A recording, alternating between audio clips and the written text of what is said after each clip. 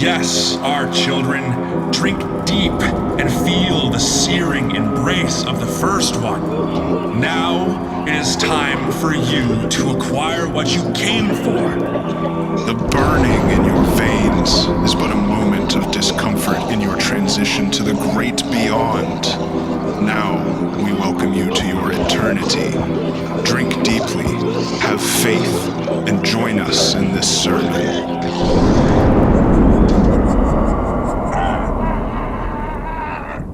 Welcome back to the Koolaid Stand. I'm Jett.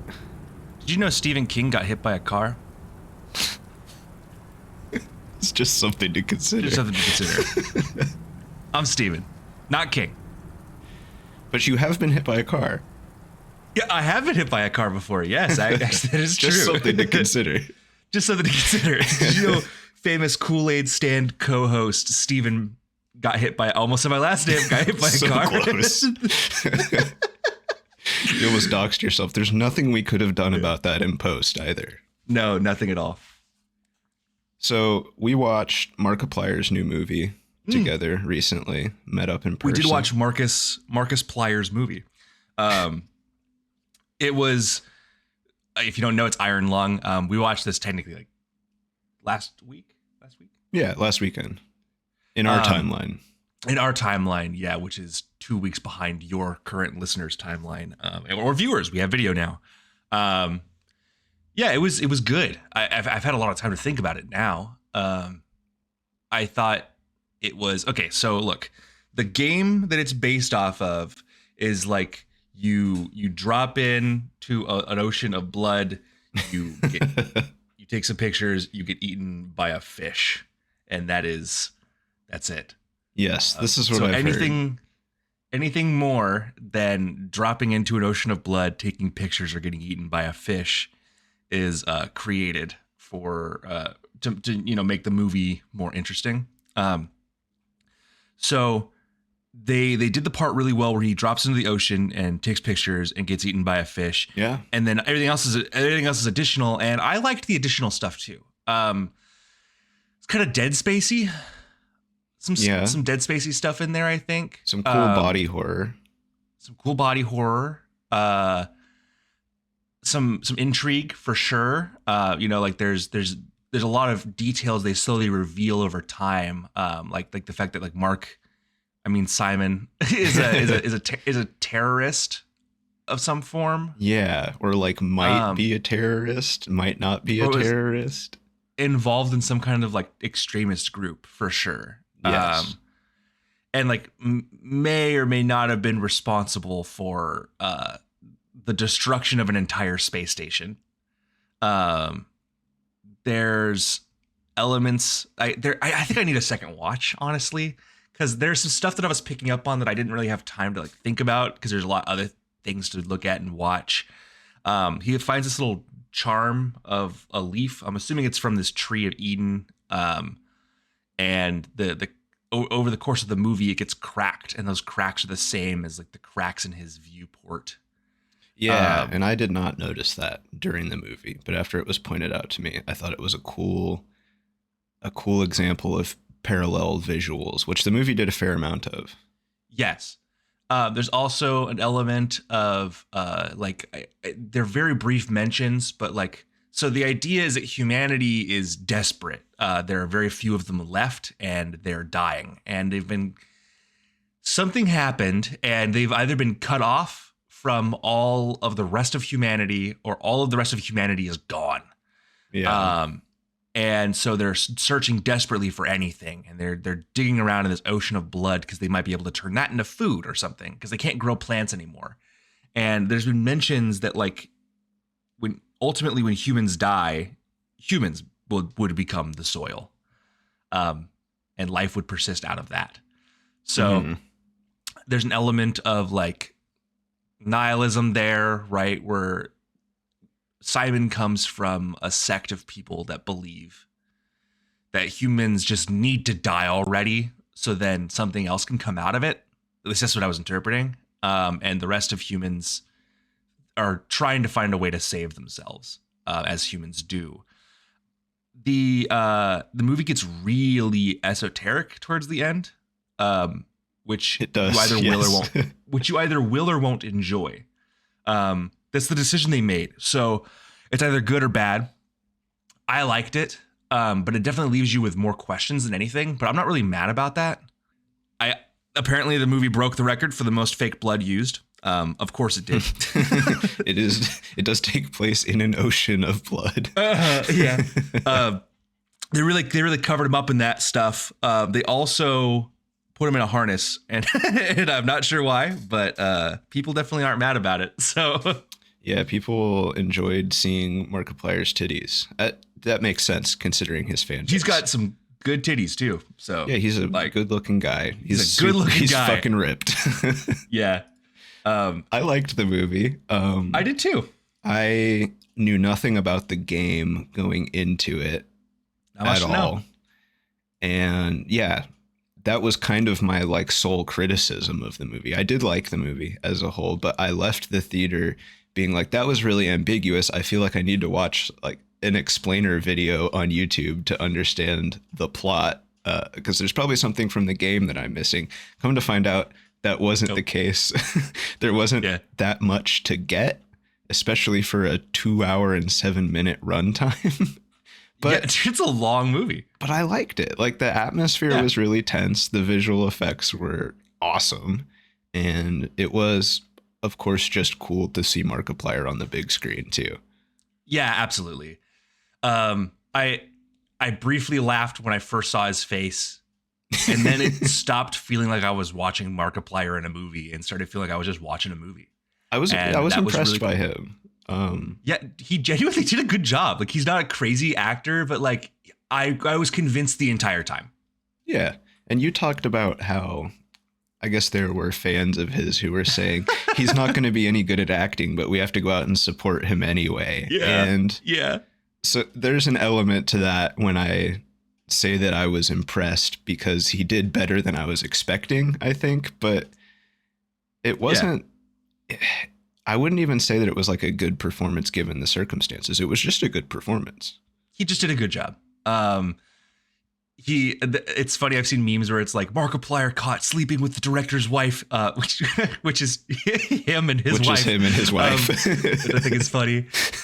He also, we got to talk about the fact that they were #1 in the box office that whole weekend. Yeah. But the Hollywood box office removed Iron Lung from the box office list on Saturday. Yeah. And did not put it back on Sunday. I believe that it came back after the weekend, right? Because after the weekend, I looked it up and it was second place because, what's the... Sam Raimi's Send Help. Yes. Send Help was bound to be popular, right? Like that was kind of bound to be #1 that weekend. But there was a brief moment where Iron Lung was #1 and it mysteriously disappeared from the box office lists for like a day and a half or something like that. The Hollywood box office has done this before for huge anime movies that get theatrical releases here. You can make of that whatever you will. What I make of that is Hollywood is a prestigious, self-obsessed, vain cluster of production studios who do not like when somebody comes and does their own thing and does it right. This was a union production, and absolutely fucking crushes it. They couldn't even let him have one weekend. He got one day, and then they cut him down, and that's fucking absurd. I mean, he was #2 after the weekend, which is still really fucking cool. But I just don't get the point of cutting a movie like that off the list if that's like an intentional thing that they're doing, even temporarily. Because I don't know, maybe they are making an extra buck by having Zootopia back in the top 5. Movies have all kinds of weird accounting tricks going on behind the scenes, but yeah, I don't get it. It's pretty fucking ridiculous. I'm just so happy that it did so well and he made so much fucking money and he got so much acclaim. And I don't know what the release schedule is going to be like, but as soon as it's out, honestly, I'm going to watch it again. It was awesome and I was excited for it, properly so. and I was not let down with how fucking sick it was. So Yeah, go check it out. It's a good movie. absolutely, for sure. Koolaid Stand approved. Kool-Aid Stand approved. Oh, he was drowning in Kool-Aid. Yeah, there was a lot of Kool-Aid in that movie, I thought. Yeah, actually, we donated a lot of Kool-Aid to that movie. R&D was really into making it look like blood, though. So, you can thank our R&D department. Michael Plyer. Michael Plyer. Collab. Super Bowl's this weekend. Yeah. Are we allowed to say that? Are we allowed to talk about that? What do you mean, are we allowed to talk about Isn't it? even using the name going to get us sued? It's the big game. The big game is this weekend. It's Big Game Sunday right now. The game is in a few hours. I will be watching it. I guess I'm rooting for the Seahawks because I can't root for the Patriots. And I like to see my friends happy when their team wins. And I grew up in the Pacific Northwest, so most of my friends root for the Seahawks, even though I don't. I love to see my friends happy when we do good in sports. And 2025 was a considerable year for Seattle sports. Yeah. Ending with us going to the Super Bowl. So I'm glad everyone's so ecstatic. But I hate to hear the bitching and moaning that lasts for a year if we do not win. It's like, we should have they should have sent, dude, get out of your fucking armchair. The sport has happened. But there's no way it's going to be as bad as last time Seattle lost a Super Bowl with the whole, they should have let Marshawn Lynch run thing. Cause that was like, well, cause I've heard two angles from it. And from what I understand, they should have, we were right there. And it's like, well, the defense would have it's like, when has a defense ever been able to stop Marshawn Lynch? Yeah, that's his whole thing. Is he's cannot be stopped. He's the juggernaut. He's gonna score a touchdown from 5 yards out, and there's nothing that you can do about it. Was he a quarterback? No, he is a running back. We had a quarterback that would do runs for a while, didn't we? Yeah, Russell Wilson was the quarterback then, and he was pretty good on his feet. He's pretty quick. I think what I need to get into with sports is I need to start making bets. I think I saw a dude pull a ticket for like 30,000, like all of his life savings on Seahawks winning the Super Bowl. It paid out $17,000, and it's like, buddy, and he's like, here's how I know Seahawks are gonna win. Since I was a kid, I've been a fan of the Seahawks. Buddy, you've already lost. Like you're not using facts and logic to hedge this bet. You are playing off your own emotions, and if they lose, you lose your entire life savings. $30,000 is not worth staking over $17,000. You're not even like, it's absurd. It's like just a little bit better than a 50-50 chance. We live in a state. I don't even think they're the underdogs. The Seahawks are the favorites, so you're not even getting paid out 1-to-1 if you're betting on them. And we live in a state, Washington, where online gambling is illegal.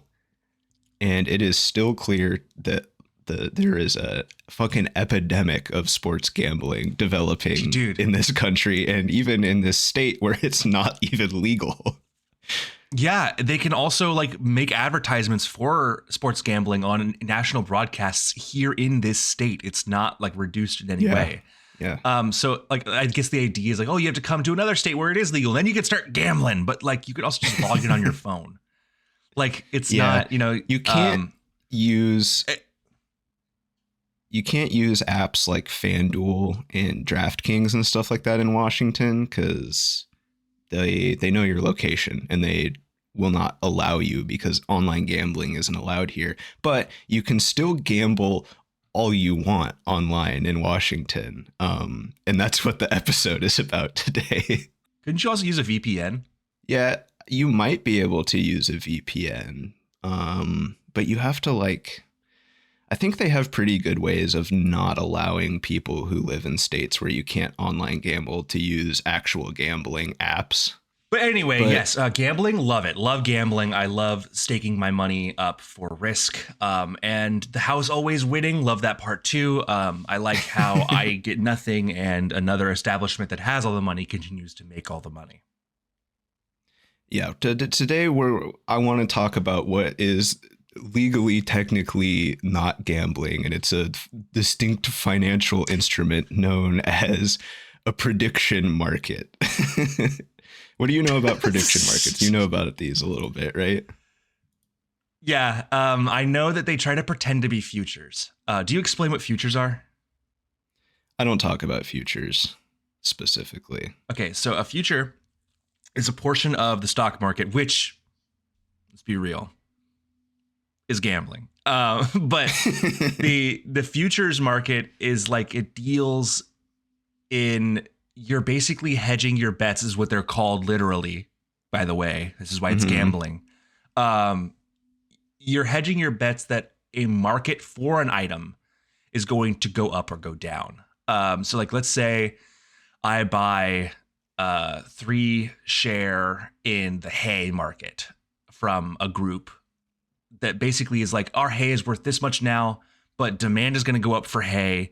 So our prices for hay are going to be up. So when the prices for hay go up, you bet that'll be the case. And then you get paid out, I don't know, a couple cents on your bets. There's ways to hedge your bets. So you they call it lossless. There's all kinds of tricks you could do that are still legal to this day. My mentor for my job was like an original, like how the dinosaurs ate, down in the pits, throwing the fingers, yelling on the phone, futures dealer back in the day, like in Chicago. Super cool. But he switched lives when he came over to our area. But he explained it very well to me, I think. So that's the deal. The joke is when you buy futures out, you're actually buying a physical item though. So you're buying hay, anticipating the price for hay is going to go up. So when you sell that hay, you're making money. Yeah, it's like so Pokemon cards. The joke is, yeah. The joke is if you fail to sell your hay, a truck will come drop off a pallet of hay at your house. Same thing with like you could do this for anything, cows and ox. He's got a wonderful wife, and she dealt in commodities like silver and gold. Okay. They're a match made in heaven. Those two are awesome, but they were also deadheads. So they've done a lot of acid in their day. Deadhead, like sick. Financial bros. Yeah. And real financial bros, not the modern fucking crypto jackasses. Like these guys actually understand what they're doing. They got to retire. But yeah, so that's what futures are.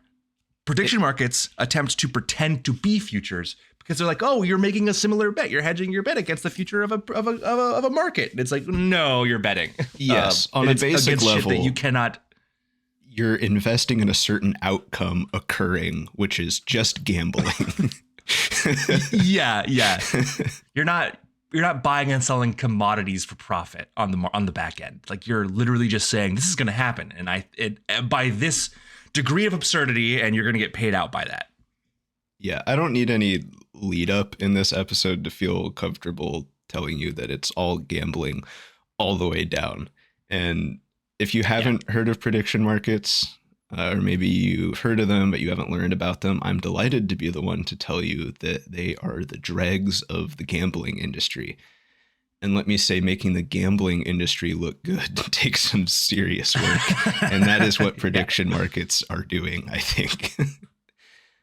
I agree. I am confident that we've all seen ads by now encouraging us to, quote, trade on anything. If you haven't heard of a prediction market, those ads have definitely made sure that you know the names Polymarket and Kalshi. I'm sure you've seen the AI ad of Paul Revere running around betting on whether the British are coming or not. I can't imagine making as much money as these companies do and then spending nothing on AI ads. Yeah. Like all of Kalshi's ads, you can tell, are just AI from start to finish. So the crazy part is I would be able to avoid this kind of ad if I didn't have friends who were into sports. It seems that these two things go hand in hand. That they are sports and sports betting and prediction markets are like fused together. They absolutely are. every time I'm hanging around my friends who are watching a sports game, I see these ads. The first time I saw one was we were watching a baseball game at Dylan's bachelor party. And I saw that and I was like busy trying to get drunk and have a good time. But I was like pulled out of my enjoyment and I was like, what the fuck did I just watch? Yeah, what was An that? AI ad about betting on everything? What the fuck? And eventually I did drink enough beer to forget. But yeah, crazy shit. And the reason for that is I don't have the number in here, but I think like 80 to 90% of the traffic on these sites is people doing sports betting. And you can pretty much bet on anything or trade on anything, as they say. But still, the vast majority of the traffic is just sports betting. It's like because you would need a sports book to bet otherwise, right? Yeah, exactly. And those aren't legal everywhere in the US, or especially online ones aren't legal everywhere in the US. So what are Polymarket and Kalshi? These are the two biggest prediction markets, and they allow users to, and let's keep our language clear, gamble on any outcome you can think of. If you want to bet on sports, sure. You can also gamble on political elections. You can gamble on actual war, like how many people are gonna die, and like is X going to invade Y by Z date? It's all on there. Kalshi has your back. That's fucking horrifying. Yeah, and empathy robbing, and yeah, makes me wonder because I think there have been a couple scandals where perhaps some like major market decisions or political if you can bet on political positioning with the people in power, I believe there have been a couple scandals already where like major world government shit has happened and people have cashed out some significant bets. Yeah, because I mean, if you want to call it a market, it's basically insider trading that's going on, right? Yeah. And if it's gambling, then it's cheating. So it doesn't really work either way. I'll actually get into this whole insider trading thing in a little bit. But yes, there are people who know the outcomes of events and cash out big time on these prediction markets because they already know what the outcome is going to be. The catch with prediction markets in relation to gambling is that they do technically work a little bit differently. Instead of betting against the house and the odds that they set, you're betting against users who are on the other side of your chosen outcome. So if we use a sports game as an example, if 50% of people pick the red team and 50% of people pick the blue team, everyone has 1-to-1 odds because there's an equal amount of money on either side of the game. And the money from the losers is used to pay out the winners. Polymarket and Kalshi make their buck by taking a small percentage of the money that gets deposited for winners. They take like 1% of your winnings or something like that. So fair. I mean, they can kind of brush over that too, because it's like having a small commission on a trade or something like that. Yeah. In traditional sports betting, the house will set the odds ahead of the event. They collect money from bettors and adjust their line based on how much money is staked on either side of a bet. They make their buck by giving worse odds to popular bets and likely outcomes, while simultaneously offering better odds for less popular bets and outcomes, because for one, this tempts bettors to take worse bets when they get better odds. There's always a gap between the odds, though, on either side of a line, and the house uses the loser's money to pay the winners and then pockets the difference. It's a simplified way to explain complicated bookmaking calculations, but it's all gambling, right? That's my point. It's all just gambling. Do they just like have an autistic guy in the back who's like running the numbers like on an active basis when these books open? Like, how does that work? I think computers do it now. Or software? Okay. But yeah, it used to be done in like offices that looked like stock market offices, right? Like guys with big screens watching lines go up and down, and they see more people putting a bunch of money on the red team, so they give the blue team better odds to like encourage more money to get put on that side of the line, and they're always manipulating the line. When the books open, do they just 50-50 it, or do they have someone on staff who just like has such a good understanding of sports that he just knows which team's going to win that day. I mean, their starting point is based on like the actual likelihood of the game's result. How do they know? Whereas like fans usually don't. They're really good at guessing, like the Oh, okay. likelihood of an outcome. And then from there, when a bunch of money actually gets put into that specific bet, they're able to like manipulate the odds to get more money on one side and less money on the other side. So it kind of balances out. And even if the bet doesn't go their way, they lose a minimum amount of money. And most of the time they're pocketing a bunch of money. Well, yeah, they control the odds anyway. So as soon as the gap is established, they're making money no matter what. Like they're just moving money from one hand to the other. Yeah. And they're collecting their money in the middle. And they're always So that able makes to sense. keep the difference when they take the money from the losers and pay out the winners. Jet, we should open a sports book. You think so? Yeah. Let's open a prediction market instead. I hear it's easier. Do you talk about parlays? No, but we can talk about parlays if you want to. Would now be a good time to talk about parlays? Because I think you're going to need to explain it. Let me talk about this first. Okay. So I just explained how a prediction market works and the slight difference between that and how a sports book works. Mm-hmm. And if those two things sounded like they were pretty much the same thing, that's because they are. But companies like Polymarket and Kalshi will bend over backwards to convince you that prediction markets are for trading, not for gambling. I cannot understate how adamant they are about this. The reason that they feel the need to make this distinction is that prediction markets are a legal loophole that allows unregulated online gambling to take place in places where it is not legal. They have access to markets that gambling companies can't touch, and that access relies entirely on this legal distinction between online gambling and online prediction markets. Yeah. So like they refer to your bets as trades and stuff, even though actual markets do use the term bet colloquially. Yeah. Like The stock market uses betting hedge your language all the bets. time. It's But these guys are That's so- super careful not to use that language. I think part of this is yes, it helps them circumvent gambling restrictions. I think the other part, honestly, is that the idea of trading is so big right now. All we hear about is trading as adults. Whereas like before, you would like kind of have to be in the know to really be doing trades, or at least have a broker that like you send all your money to and they handle it for you. Nowadays, interpersonal, like direct competition, I guess, trading is really accessible, like on your phone, and you hear crypto bros talking about it all the time. And these ideas are intentionally obscure and innately, oh man, what's the word I'm looking for? Kind of like an insider idea. Like if you do trades, like there's a lot of lingo and definitions and terminology that's pretty exclusive and very difficult to navigate. It's intentionally obscure because it kind of raises the barrier for entry. This is why the open market's always been available for citizens, but yet only really rich people deal in it, right? Right. And so the idea of trading, it makes it feel more professional and real. But like really what you're doing is you're fucking gambling your kid's college fund. Like, yeah, and it's no different if you're trying to do day trading on Robinhood or some shit like that, right? Right.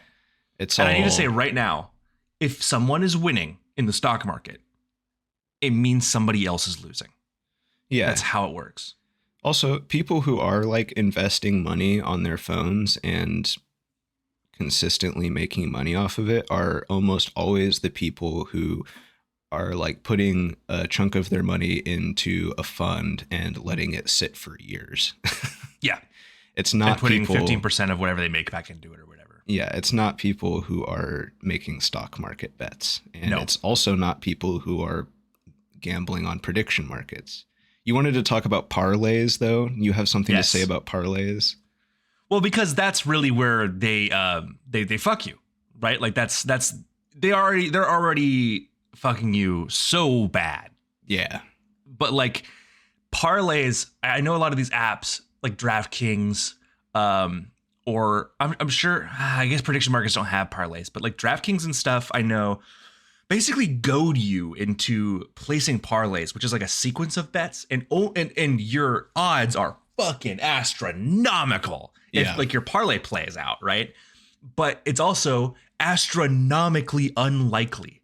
So we're talking about shit as fine as like this person makes this pass, this interception happens, they win by this much, and if these three things happen, your odds get compounded and you become a millionaire. But they never happen. Like I don't think a single parlay has ever been paid out. Like unless it's really safe and pretty much just could have been a normal bet. Yeah, you're absolutely right that this is something that gambling companies are pushing really, really hard is parlay bets. You'll see on sports broadcasts and in these apps, they have like parlay of the day. Here's a good parlay for you to bet on today. And like you said, this is just like making 3 separate bets, but they only pay out if all 3 of them hit. Yeah. You combine them all and you get really crazy odds. If you win, you make way more money than you would if each of the bets just won individually, right? Like, let's say we could run the numbers. Let me just put this into perspective for you if you're not like a statistical minded individual. Let's say let's say each event happening in a bubble on its own is 50-50. Let's say that, right? And you place a 4-piece parlay. Mm-hmm. This means that the first one happening is 50% chance. That's a coin toss. That's fine. If the next one happening in subsequent sequence after the 50% is another 50%. But in order for that to happen twice, we're talking about you have 25% chance now for that to happen. And then 12.5% is 12.5. And the fourth one is like 6.25. So you've crushed your chance for a payout by making a 4-piece parlay that each one happening has really good chances. Honestly, it's a toss up each way, right? You've destroyed any chance you had of any kind of payout down to 6.5% by placing a 4-piece 50-50 parlay on each event. Yeah. Like, and it's death by 1,000 cuts, right? They're pulling the rug out from under you every single extra thing you add to your parlay. Yep. It's a trap. Yeah, and when you explain it like that, it's pretty easy to see that it's a trap. That's fucking ridiculous. Yeah, but the reason this is enticing to bettors is 1, they're bettors. They have a problem. Yeah, and 2, your payout number gets really big really fast when you make a parlay bet, and people see that and they're like, "Oh, 3 coin flips landing on heads, dude, and I could be a millionaire. That, like, I might as well put a few bucks on it." You know what I mean? But the odds people don't understand how quickly the odds get so low that your chance of winning isn't even considerable.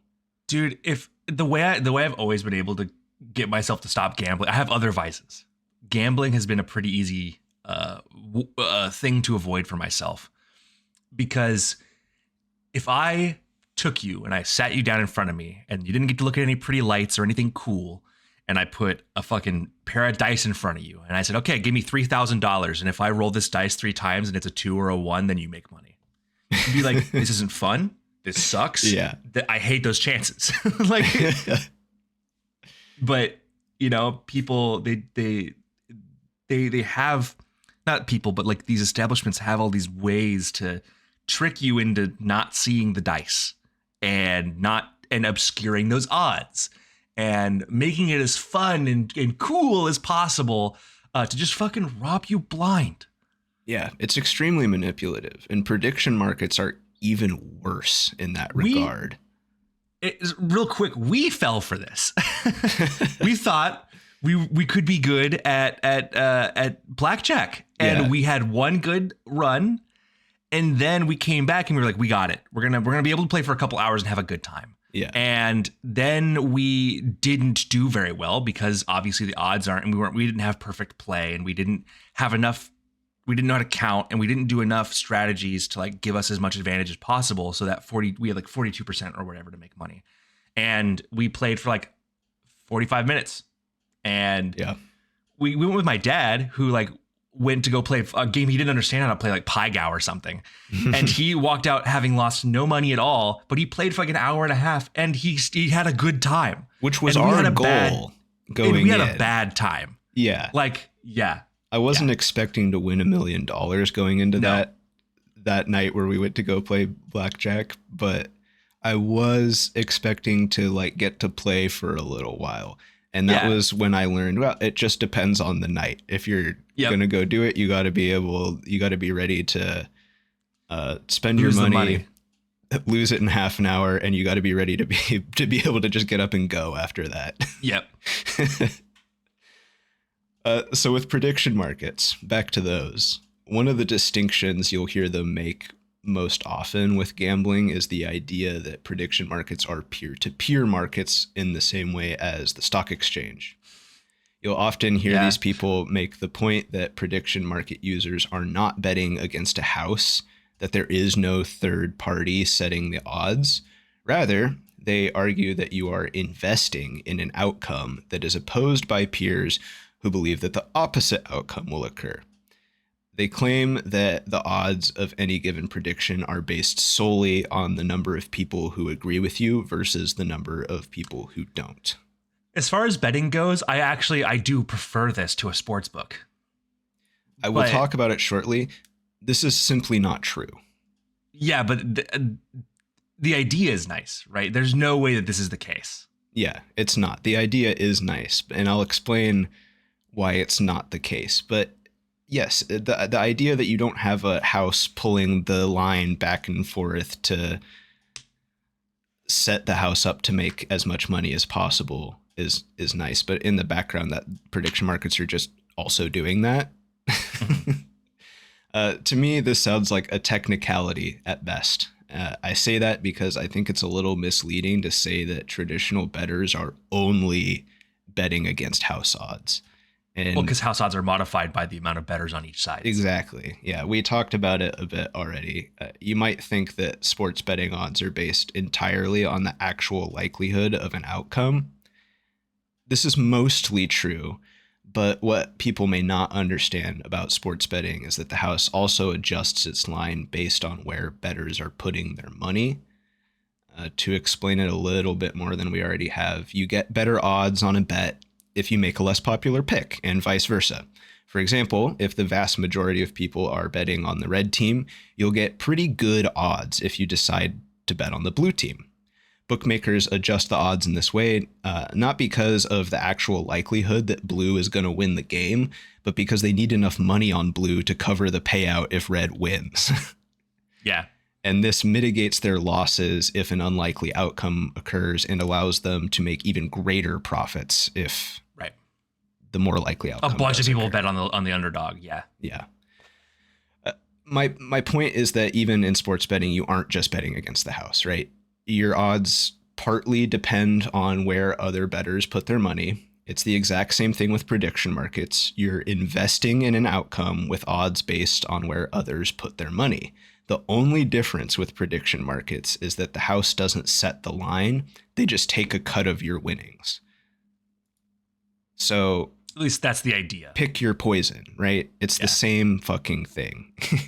Either way, you're betting against a line that is being manipulated in the background. Yep.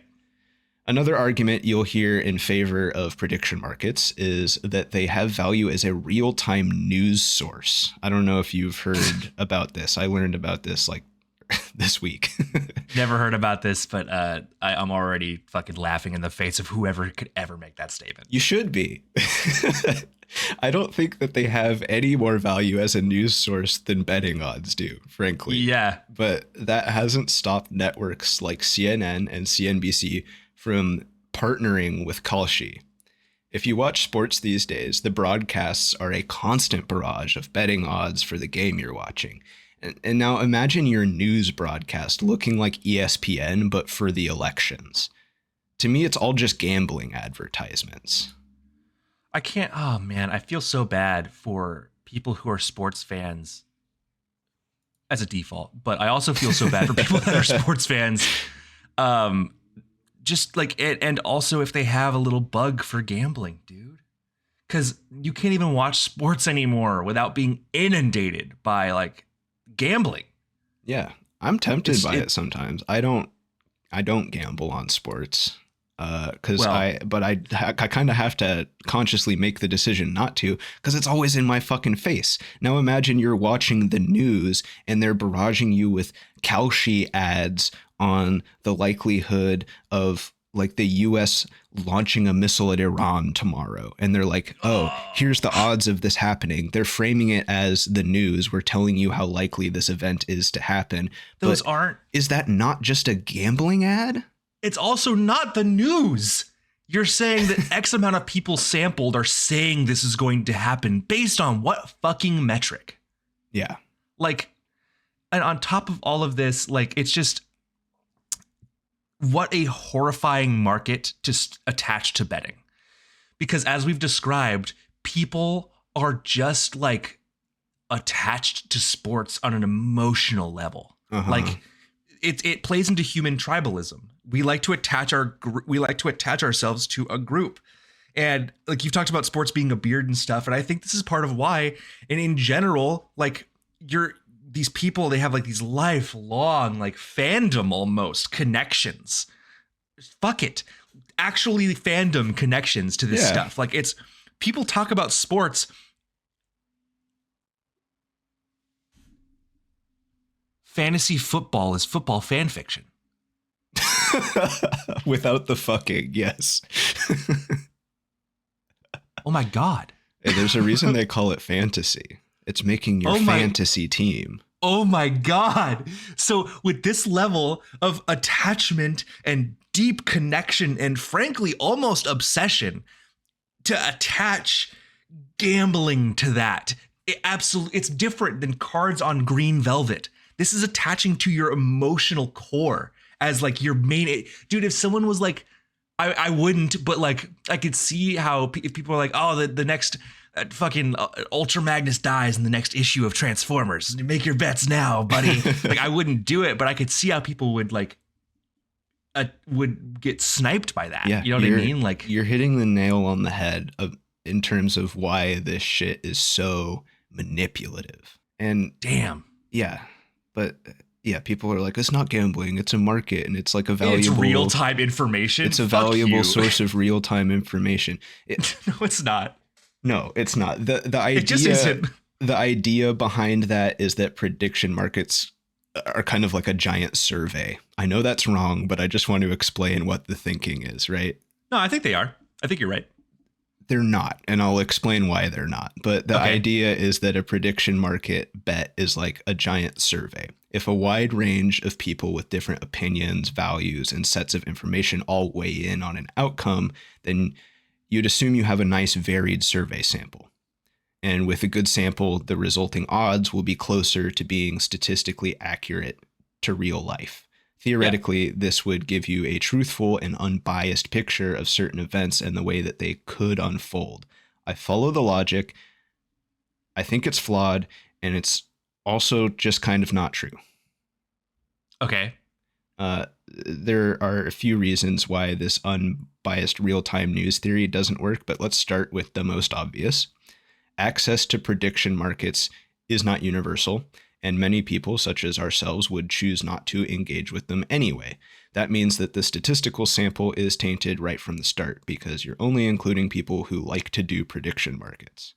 Well, to be fair, this is stock standard survey response bias, right? Like this is statistics 101. People just choose to abstain from surveys. Yeah. But yeah, there's an additional element here that does create a lurking variable. That's basically like, well, I abstain from gambling. Yes. Period. So I'm not going to be engaging with this survey because it requires me to gamble. You're only surveying people who are willing to gamble on the survey. And that's not going to be a good sample if you're forcing people to like pay to be in the survey, basically. It also creates an innate response bias because they have to have money riding on their decisions. So like, yeah, proceed. Yeah. So this is also not to mention that anyone with actual knowledge of an event's outcome wouldn't be allowed to invest in it. If these platforms are actually markets, then that would be insider trading, right? It would be, yeah. Right. The answer is yes. You get killed by the mob if you inside gamble. So yeah, exactly. It turns out that prediction market people, they just don't care about insider trading. In fact, the CEOs of Coinbase and Polymarket have both stated openly that insider trading could be beneficial for prediction markets as real-time news sources. And the argument for insider trading, as I understand it, is fairly simple. If there's a guy who has inside knowledge that a certain outcome will happen, he puts a bunch of money on it, the odds will become more accurate to real life. That's the basic argument. If you've got a guy that knows that the US is going to strike Iran and he puts $1 million on missile time, then that's going to sway the odds in that direction. And I guess the odds would be more accurate. That's the idea. But if you're a real market, you don't want this. No. In fact, it violates like actual trade law. Yes. And like it falls apart either way. Whether you think this is gambling or whether you think it's a market, this argument immediately falls apart. Yeah. That's fucking horrifying. Like you said, if you do view these platforms as actual markets, then this is plain and simple insider trading. Like these CEOs are saying as much. And we know that insider trading manipulates the market and creates an unfair trading environment. There's a reason it's not allowed. So if this isn't just gambling, then why would you want to allow it? Imagine someone saying this about the actual stock market. Which they are trying to say they are. Like exactly. Yeah. If you think like us that it is just gambling, then this insider trading is the equivalent of the mob fixing a fight and then putting a bunch of money on it. Whichever way you look at it, allowing insider trading is a terrible idea. I think the argument for prediction markets as a news source is honestly completely ridiculous. Yeah, I can't imagine that anyone actually like said that and meant it. Well, I mean, we live in today's current age, so I guess so. But like, yeah, it's fucking absurd. This isn't news. This is a way to inject gambling right into everything and right in front of your face. You can never escape it. No, it's it's starting to bother me, as you might be able to tell. I just can't believe this fucking insider trading thing either. It's like, if this is a market, we're doing insider trading. If this is gambling, we're match fixing. Like, and for people to run for the people that run the market to then just outwardly say, no, insider trading is a good thing. We want that. We want insider trading. Like, there is a video of the Coinbase guy being like, well, I was talking to this guy, and whether we should allow insider trading on our platform, it's not a clear-cut question, right? No, not right. It is clear cut, man. It is clear cut. Don't do it. The law says that. Dude, yes. Come on. But these markets are like legally distinct from everything, so they just get away with it. Anyway, we know that prediction market people like to tout the fact that there is no house, that your odds are based solely on the amount of money put down by other users. I mentioned it earlier, but I recently learned that this kind of just is not true. And that's because prediction markets use something called market makers. If that sounds like bookmaker, yeah, keep listening. Listening. Market makers exist in the stock market as well. And I don't understand it perfectly, but I'm going to do my best to explain what they do. There are so many stocks available on the market that brokerages can struggle to have liquidity all the time across all the stocks. Like, if there's nobody selling a stock, then they can't offer it to customers. And if there's nobody buying a stock, then they can't cash out customers who want to sell it. And allowing customers to buy and sell any stock at any time is necessary for a brokerage these days. Market makers are the solution to this issue. Buy, sell, trade, bro. Supply and demand. So what they do is they'll constantly offer to both buy and sell thousands of stocks at slightly offset prices. This means that regular traders have the ability to buy or sell any stock at any time, but in exchange, they have to buy a little bit high and sell a little bit low. So market makers are basically flipping stocks for a tiny profit on a huge scale by buying and selling from retail traders. They take a little bit off the top from your average Joe trader. And I'm going to say that, like, as far as the way things work, I'm actually not that mad about that. The spice must flow, right? Like, you have to make sure that people can heat. Otherwise, the market collapses and innocent people lose their money. So I get this. I do think the fact that prediction markets are using these guys is an issue, though. Yeah, absolutely. I'm just saying it's like banks being more willing to give you a home loan based on. Oh my God, that is niche knowledge. It's like, actually, it's more like banks being willing to let you keep money in their bank because they're FICO insured, right? Where they're like, at least we don't, we keep cash on hand. Normally we wouldn't, because if we got robbed, we lose it all. Like, so yeah, I mean, it makes sense. Yeah, it makes sense for the stock market. But prediction markets suffer for liquidity in the same way as the stock market. After all, well, because who's out there on Kalshi picking yes on whether Jesus is going to return by the end of the year? Who's on the other side of that bet? The answer is that prediction markets are using market makers. Some of them are even creating in-house market making departments, which means that these platforms are betting against their own users at offset prices and pocketing the difference. This is just bookmaking. Yeah. When this process is brought in-house, this is just bookmaking. Yeah. So I'm glad you cut me off from saying that any of this was a fair idea, because if this is the case, this stopped being fair. Like, in the stock market, these are like third-party firms that do this. Yeah. Money still flows that way. But prediction markets, some of them are bringing this in-house. This is them adjusting a line and betting against their own users. That is what a sports book does, quite literally. We described it. This is the same thing. They are literally offsetting the odds with market makers and pocketing the difference. It's the same thing a bookie does when they set the odds, and it means that you were never betting against your peers to begin with, like they claim. You're basically betting against the house. It's all gambling all the way down. It's all turtles. Damn, dude, that's fucked. I also wanted to add that the use of market makers here negates the whole prediction market news source thing too. Because if you've got a team of people artificially setting the odds for profit, then you aren't getting unbiased real world input. Yeah, the survey is entirely void. Yep. So it's no secret by now, but I do not like prediction markets. I'm usually not big on prohibition. I think that people should generally be able to do shit like drink, smoke, and gamble at their own risk. However, regulate, not obliterate. Yeah, I don't like the banning of things like this, even though they do hurt people. However, prediction markets have kind of made me falter on that belief recently.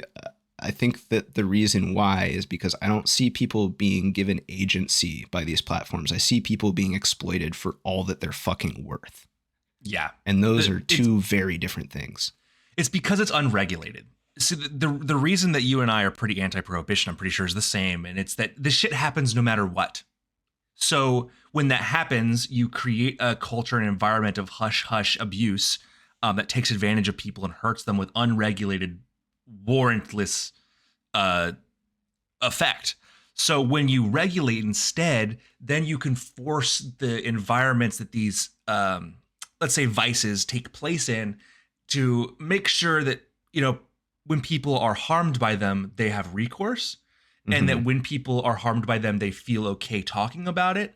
And this is a really important part, you provide support. You have to have a landing pad, because people will do this no matter what. You cannot stop it from happening. So when they eventually do it, they're not going to get in trouble. They're not going to go to jail, and they can land safely, and we can support them and help them get better. Yeah. This is the issue with like decriminalizing drugs. It's only half of the thing. You need to create a support system that helps the people when they're ready to stop. Like, yeah. And I think like we've seen how well these kinds of systems work in like Portugal, for example, and we've seen how poorly prohibition works in the US. Yeah. I don't know. I kind of struggle with my like general anti-prohibition view with prediction markets, though. I think people should be allowed to gamble if they want to, but the current epidemic in the US has shown that online gambling is an under-regulated industry that is just ripe for exploitation.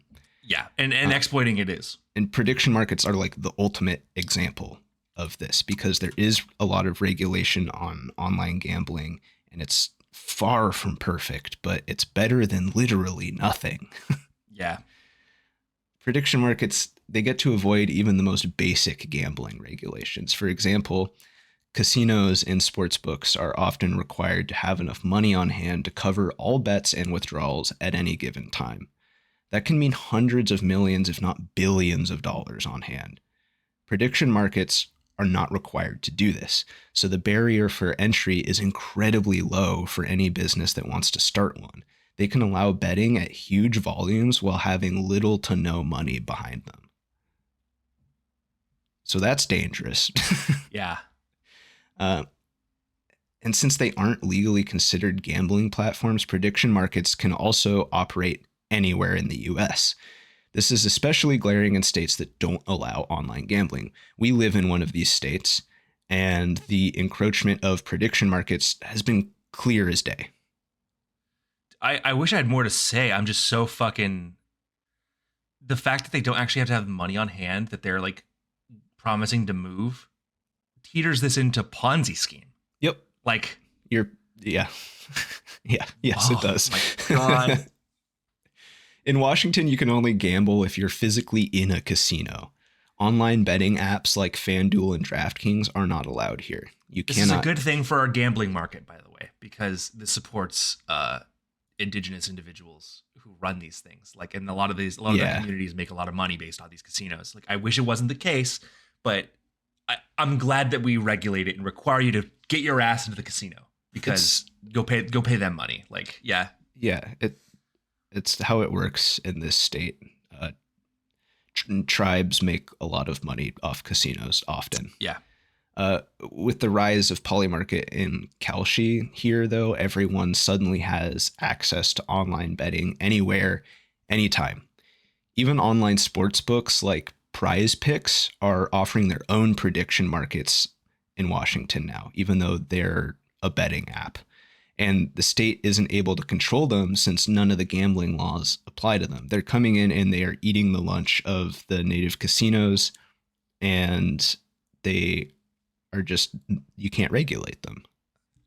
I have to say real quick that, like, yes, a lot of tribes up in this area make a lot of money through their casinos. This is what happens when you take the best land and you squeeze them onto a shitty little area, and then you repress them and you oppress them. They have to make money somehow. Yes. And when you have nothing to your land and nothing to do and no resources to harvest, cultivate, and sell, you have to create your own market, and casinos happen to be that. So I've said my piece.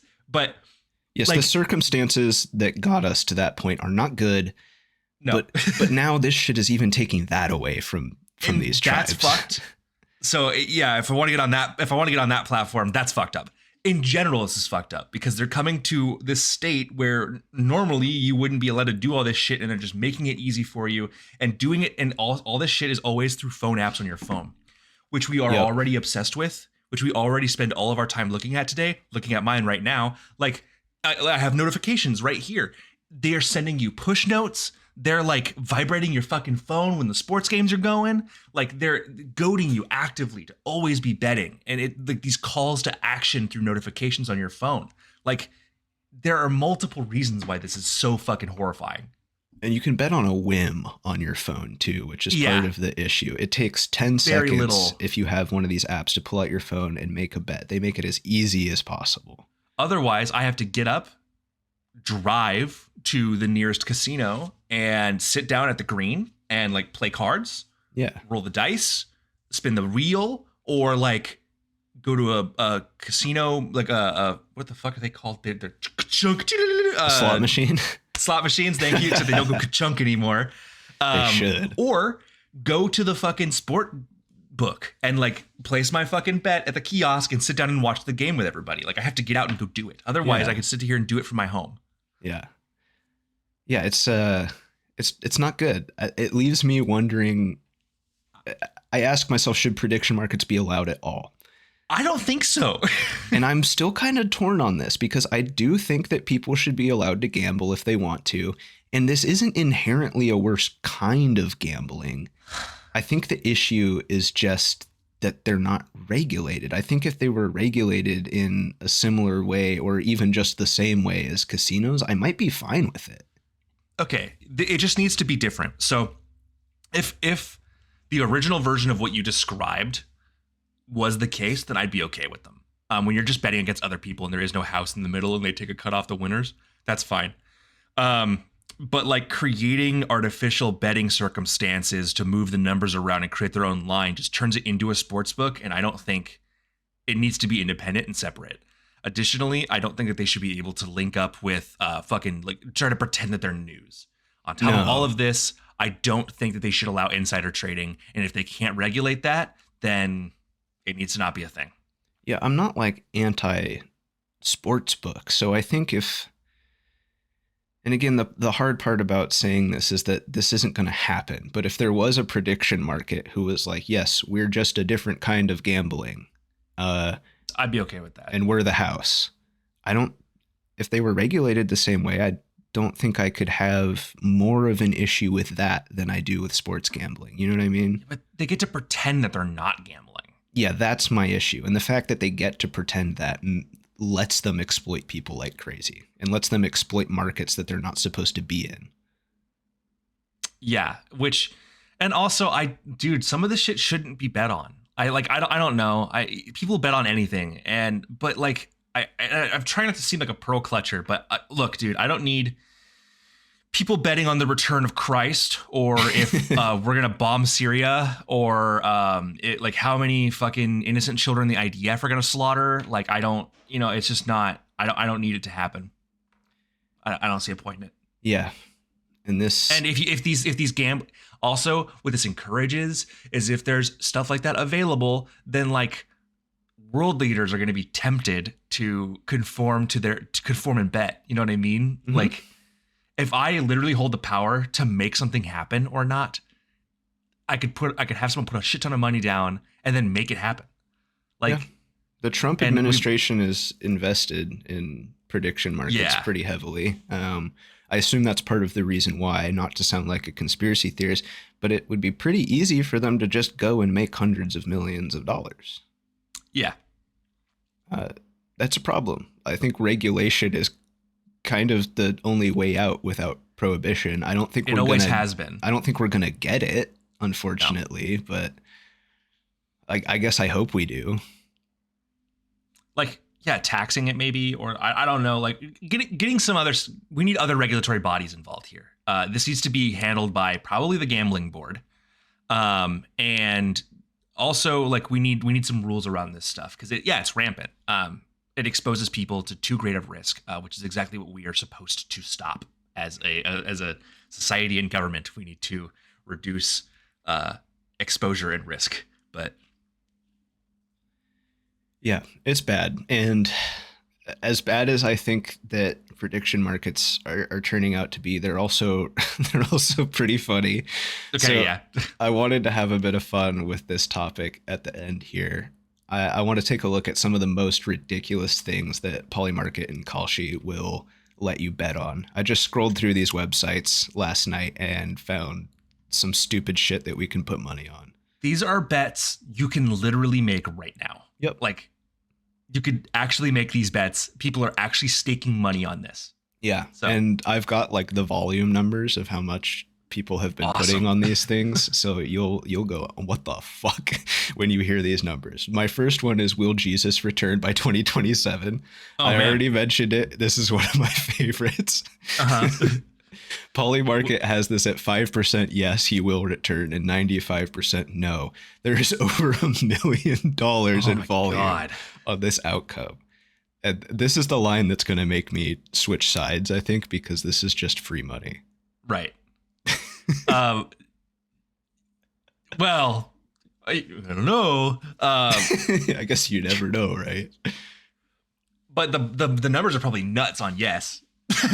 So like, this is fucking crazy. Will the Lord return? That 5% yes is the market makers we were talking about. Because, so they're probably betting against nobody. Yeah, because there's also a bet on here where you can bet if the odds on the other bet will ever rise above 5%. Oh, interesting. It's unlikely that they will, because it's essentially market makers setting it at 5%. So yeah, if a bunch of people bet yes, then it could go up to 6, and you can win a separate bet by betting that the number will rise above 5. Bet on anything, bro. Fucking Christ. Literally returning. That's fucking crazy. $1 million in volume is nuts. That means $1 million. People have wasted $1 million on this absolutely unequivocally impossible bet. Yeah. There are this kind of stuff. If we're going to allow this to keep lasting and regulate, nebulous ideas need to not be bettable. Yes, I agree, because they just have employees who are deciding if the outcome came true or not, right? Yeah. There's over $12 million in volume on how many tweets Elon Musk will make in the next week on Polymarket. Damn. The most bet on number is between 220 and 239, by the way. That's a lot of tweets in a week. Is this like a weekly fucking raffle? This is crazy. Yeah, you can do it for next week too if you want to. What the fuck? So if Elon, the thing is though, is these Elon guys are can supporting bet the on fact this. that if Elon bet on this and then created a bunch of fucking tweets, then Elon would make money. He doesn't even have to do more work than usual. He can take the 1% bet that Elon does not tweet for the next week and then put $1 million on himself not tweeting. That's fucking insane. What will the announcers say during the Super Bowl today? What will they say? What are they going to say? There's over $1.7 million in traffic on this. Kalshi will let you bet on over 30 different words and phrases that the announcers might say. They call this a mention market. Okay. Mention market? Yeah. Some of my favorites were Cardi B. There's a 50. They're just going to say Cardi B. They're going to say Cardi B. Yeah, there's 57% of the money on the announcers saying Cardi B. There's also 57% of the money on the announcers saying Gatorade. Okay. And 19% on the announcers saying Trump. Now, are there context regulations to this? Or if they just say this team trumped that team, does that count? Or does it have to a good question. It has to be in reference, capital pronoun or capital noun, proper Trump? This is what you're talking about. This is you can't allow nebulous shit like this if there's just going to be ideas. If there's just going to be some guy in the Kalshi office deciding whether Trump counts as Trump or not. Can I run a 13 segment parlay where they say certain words in order, where they're Stephen King got hit by a car? Can I run that? Just something you should consider. Parlay words together into a sentence bet. How's that for a mention market? Coming soon on Polymarket. Another good mention market I found was what nicknames Trump will mention by August. Okay. This is on Kalshi. And you can just bet on whether Trump is going to say some of the dumb nicknames that he uses for other people. Sleepy Joe or whatever. Yeah, this only has 150,000 in volume, which is still a lot for what this is. Yeah. So some of the ones that I liked were Marjorie Trader Green. This is at 67% that he will say this. Slopadopoulos, which For who? George Stephanopoulos. He's like a political correspondent guy with a fun name. Slopadopoulos. 57% on Slopadopoulos. I'm getting That's on what Trump that. was given to Biden, or not Biden, Bill Clinton. Yeah. The Slopadopoulos. Slopadopoulos topless. The Biden crime family is also sitting at 44%. Weird, I didn't see any of their names in a certain list. Let's roll on to the next one. That's so funny. Can you tell me Slopadopoulos. what things will happen before the GTA 6 releases? Is that so I'm betting on things that will happen before we get GTA 6. That's so correct. This is how long can some of these books stay open? Until GTA 6 releases. And when's the payout? When it releases. I think either when it releases and your thing hasn't happened yet, or when that thing happens. If GTA 6 isn't out, they'll pay it. Okay, and so there's 16 million on this. There's 16 million of just people saying something is going to happen before GTA 6. Before the video game Grand Theft Auto 6 comes out. A Russia-Ukraine ceasefire is at 62%. Okay. Jesus Christ returning before GTA 6 is at 49%. So half of people just don't think the game's ever going to come out. Yeah. And you can get a 1-to-1 payout on that if you take no and then wait till GTA 6 drops. That's crazy. That's fucking insane. China invading Taiwan is at 52%. Well, they just got paid out. Playboy. Also, what counts? Sorry, go ahead. Playboy Cardi releasing a new album is also at 61%. I'm going to vote Notorious Big releases a new album before GTA 6 comes out. China. Okay, so what counts? Because, of course, China is invading Taiwan. And China's going to say, no, we're not invading Taiwan. It's not an invasion. We're not invading Taiwan. So, like, who determines if an invasion's happening?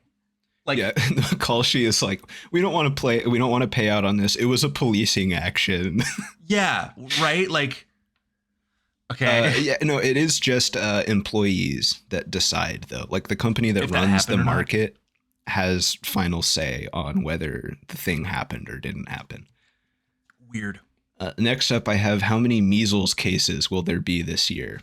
That's a fun one. Yes, Kalshi will let you bet on people getting sick. And over Are you letting it give a range? Yeah, it's like a bunch of different ranges. Okay. There's over $300,000 set on the amount of measles cases that are going to happen this year already.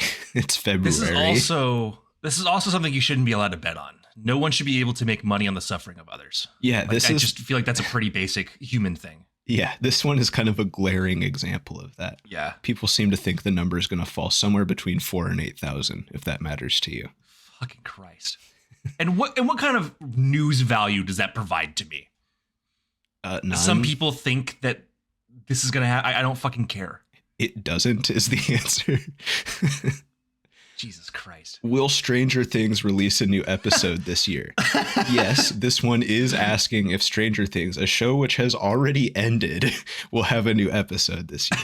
Because there's like this conspiracy online about a secret release being planned for this year since the ending of the show was so bad. So the odds on this are 15% yes and 85% no. There's $1.7 million on this. Imagine fumbling a show so bad that your fans give themselves group psychosis. Yeah, that's what it is. And there's $1.7 million being bet on the group Riding psychosis. on this, baby. That's fucking crazy. And this is what you were talking about where you put gambling into people's fandoms, right? Yeah. Like some people are probably betting yes on this because they believe They're so convinced. hard that this episode, this secret episode is going to come out. Next, I have, will the Iranian regime fall by the end of March? Oh my God. There's 4 million on this, 10% yes, 90% no. And this is another one where it's like these ones about war and regime change. They bother me a little bit, and they should probably bother you too, if they don't already. Like, it's not right to gamble on destructive real world events as if they were a fucking roulette wheel. It's fine if it's just a ball and a spinning piece of wood, but we're betting on like people dying and getting sick. This and is war and famine. This is like Squid Games level shit. For real. Yeah. Like people are just like fucking sitting in armchairs with like behind their fucking anonymity. And they're like, I do indeed think that a horrible, awful war will break out here in Ukraine. Those creatures are always fighting. Like, it's, dude, come on, have a fucking scent of humanity. It's pretty bad. Good Lord. How much do you think Logan Paul's rare Pikachu card is going to sell for? Because you can get in on that action too. Oh, hell yeah. People awesome. have put over $500,000 on this on Kalshi. The fuck? I don't know why I'm asking this question now in the episode, but why would you ever bet on this? It's not even like a fun thing to track. Like, yeah. Part of the fun of sports betting is watching the game and kind of having something to keep an eye on and root for like a healthy bettor, right? Yeah. This isn't even a fun thing. I don't get it. Logan Paul's going to sell a Pokemon card and make a fuck ton of money. And you're going to guess man. how much money whatever. What the fuck? Apparently the card's worth a lot though, because the smallest price you can bet on is $4 million for the card sale price. I have two questions. Will Polymarket take bets on the CEO of Polymarket getting assassinated? And can I stake a claim?